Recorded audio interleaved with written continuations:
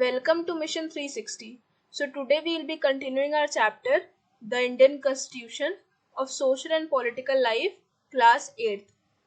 हम लोगों ने इस चैप्टर में काफ़ी चीज़ें देख ली हैं और अभी हम स्पेसिफिकली देख रहे हैं फीचर्स ऑफ इंडियन कॉन्स्टिट्यूशन, जिसमें हम लोगों ने काफ़ी फीचर्स देखे हैं, जैसे federalism, parliamentary form of government, separation of powers, then fundamental rights. इस वीडियो में हम स्पेसिफिकली वो फंडामेंटल राइट्स पढ़ेंगे जो कि इंडियन कॉन्स्टिट्यूशन में इंक्लूडेड है. The first fundamental right is right to equality, जिसके अंडर में ये है कि सारे जो भी लोग हैं इंडिया के वो सब इक्वल हैं बिफोर द लॉ. ऐसा नहीं है कि किसी ने किन्हीं दो लोगों ने कोई क्राइम किया और कोई एक मिनिस्टर का बेटा है या फिर कोई एक प्राइम मिनिस्टर है तो उसे कम सजा मिलेगी एज कम्पेयर टू कोई एक नॉर्मल इंसान वही क्राइम परफॉर्म करे. तो नहीं, जो क्राइम परफॉर्म करा तो सबको जो भी हो उसे इक्वल ही पनिशमेंट मिलेगी. सब कोई इक्वल है इन फ्रंट ऑफ लॉ, कोई भी डिस्क्रिमिनेशन नहीं है. Everyone is equal before the law. इसका ये भी मतलब है कि सभी को इक्वल प्रोटेक्शन प्रोवाइडेड है in front of laws and equal protection provided है by the laws of the country. मतलब कि अगर ये कहा गया है कि ये चीजें किसी को भी एक्सप्लॉइट करना गलत है, तो किसी एक पर्सन को अगर दूसरा पर्सन एक्सप्लॉइट कर रहा है तो हाँ, जो पर्सन एक्सप्लॉइट कर रहा है उसे पनिशमेंट मिलेगी. ऐसा नहीं है कि फ्रीडम है, कोई भी किसी के साथ कुछ भी करे, ऐसा नहीं है. सबको इक्वल प्रोटेक्शन प्रोवाइडेड है by the laws of the country. कोई भी डिस्क्रिमिनेशन नहीं होना चाहिए on the basis of religion, caste, sex. ऐसा नहीं होना चाहिए कि कोई एक पब्लिक प्लेस है, पार्क है, प्लेग्राउंड है, होटल है, शॉप है, वहाँ पे ऐसा कह दिया जाए कि नहीं आप लोग दूसरे कास्ट के हैं, आपको नहीं अंदर घुसने देंगे, या फिर आप लोग दूसरे रिलीजन के हैं, आपको नहीं अंदर घुसने देंगे, यहाँ पे केवल यही रिलीजन के लोग आ जा सकते हैं. ऐसा नहीं होता है. अगर ऐसा होता है तो फिर उसके खिलाफ कंप्लेन की जा सकती है. ठीक है, यहाँ पे लिखा हुआ है the state can not discriminate against anyone in matters of employment. मतलब जैसे कि पब्लिक प्लेसेस पे कोई डिस्क्रिमिनेशन नहीं कर सकता ना, वैसे ही एम्प्लॉयमेंट में भी कोई डिस्क्रिमिनेशन नहीं की जा सकती है कि ये जो जॉब है वो केवल पर्टिकुलर रिलीजन के लोगों को मिलेगी या पर्टिकुलर कास्ट के लोगों को मिलेगी. ऐसा नहीं कहा जा सकता है. हाँ, लेकिन ऐसा है कि कुछ कुछ एक्सेप्शंस हैं जो कि हम लोग आगे आने वाले चैप्टर्स में पढ़ेंगे इसी बुक में.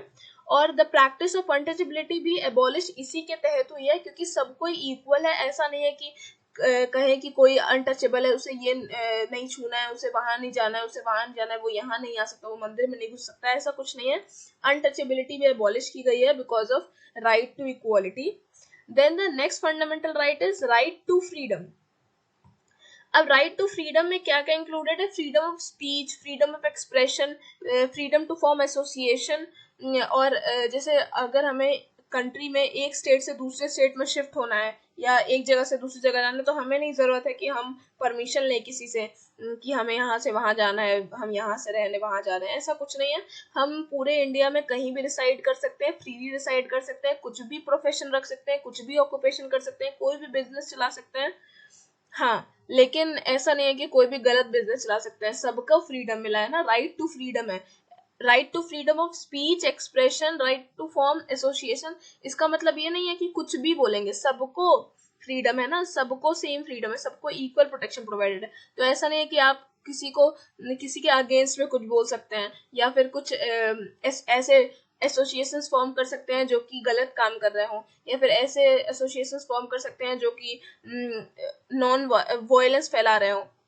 तो ऐसे एसोसिएशंस आप नहीं फॉर्म कर सकते. जो भी जस्टिफाइड है वो सब करने के लिए आप फ्री हैं, अनजस्टिफाई करने के लिए आप फ्री नहीं है. Now the next fundamental right is right against exploitation. इसका क्या मतलब है कि अगर कोई भी एक्सप्लॉयटेशन करता है तो हम उसके खिलाफ कंप्लेन कर सकते हैं और उसे अच्छी खासी पनिशमेंट मिलेगी. जैसे एक्सप्लॉयटेशन के अंदर क्या क्या प्रोहिबिटेड है? ह्यूमन ट्रैफिकिंग, जैसे मनुष्य को बेचना जो होता है, ठीक है. ह्यूमन ट्रैफिकिंग, फोर्स लेबर, आप किसी से भी फोर्स करके काम नहीं करवा सकते. मतलब फोर्स करके ऐसा नहीं है बंधुआ मजदूरी करवा लेंगे फोर्स करके लेबर, ये भी नहीं होगा. फिर employment of children under the age of 14 years, ये भी आप अगर आप किसी ऐसे बच्चे को एम्प्लॉयमेंट देते हैं, काम पे रखते हैं या काम करवाते हैं ऐसे बच्चे से जिसकी एज 14 से कम है, तो भी आपको पनिशमेंट हो सकती है। तो ये सारा जो चीज़ें ये सारी एक्सप्लॉयटेशन के अंडर आती हैं, और कोई भी अगर एक्सप्लॉयटेशन सह रहा है तो उसे पूरा हक है कि वो आवाज़ उठाए और एक्सप्लॉयटेशन करने वाले के खिलाफ कंप्लेन करे और फिर उसे सज़ा मिलेगी। Now the next one is right to freedom of religion. अब इंडिया में ऐसा नहीं है कि आप किसी एक पर्टिकुलर रिलीजन में पैदा हुए हैं तो आपको वही रिलीजन फॉलो करना जरूरी है। आप किसी भी रिलीजन को कभी भी अपना सकते हैं। आप किसी भी रिलीजन में पैदा हुए हो, आप किसी भी रिलीजन को अपनाएं, आप किसी भी रिलीजन को फॉलो करें। जब भी चाहें तो आप एक रिलीजन से दूसरे रिलीजन में चेंज करें। ऐसा कोई भी बाउंडेशन नहीं है कि आपको यही रिलीजन फॉलो करना है, कुछ भी ऐसा नहीं है। Religious freedom is provided to all citizens. Every person has the right to practice, profess and propagate the religion of their choice. Religion of their choice, not the religion of their birth. ठीक है, तो वो जिस भी religion को choose करें आप वो उसमें चेंज हो सकते हैं, उसे प्रैक्टिस कर सकते हैं, उसे प्रोफेस कर सकते हैं, उसे आगे बढ़ा सकते हैं, उसका प्रचार प्रसार कर सकते हैं। ये सब करने के लिए फ्री है।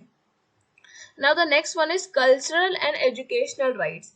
इसके अंदर क्या आता है कि जो भी माइनॉरिटीज हैं, रिलीजियस या लिंग्विस्टिक, उन्हें पूरा हक है, उन्हें पूरी फ्रीडम है कि वो एजुकेशनल इंस्टीट्यूशंस फॉर्म करें जिसमें कि वो प्रिजर्व करें अपना कल्चर। जैसे एग्जांपल के लिए मदरसा बहुत सारे हैं हमारे इंडिया में, ठीक है, तो ये उनकी फ्रीडम है कि वो अपने कल्चर को प्रोटेक्ट करने के लिए कि उनका कल्चर डिस्ट्रॉय ना हो जाए, उनके कल्चर के लोग जो है वो वैसे ही बने रहे। तो उन्होंने मदरसा बनाए हुए हैं और वहाँ पे बच्चे पढ़ते हैं, वहाँ पे वो लोग अपने धर्म की चीजें सीखते हैं, वो धर्म आगे बढ़े।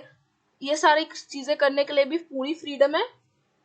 Now the next one is right to constitutional remedies. इसके अंडर में क्या आता है, this allows citizen to move the court if they believe that any of their fundamental right have been violated by the state.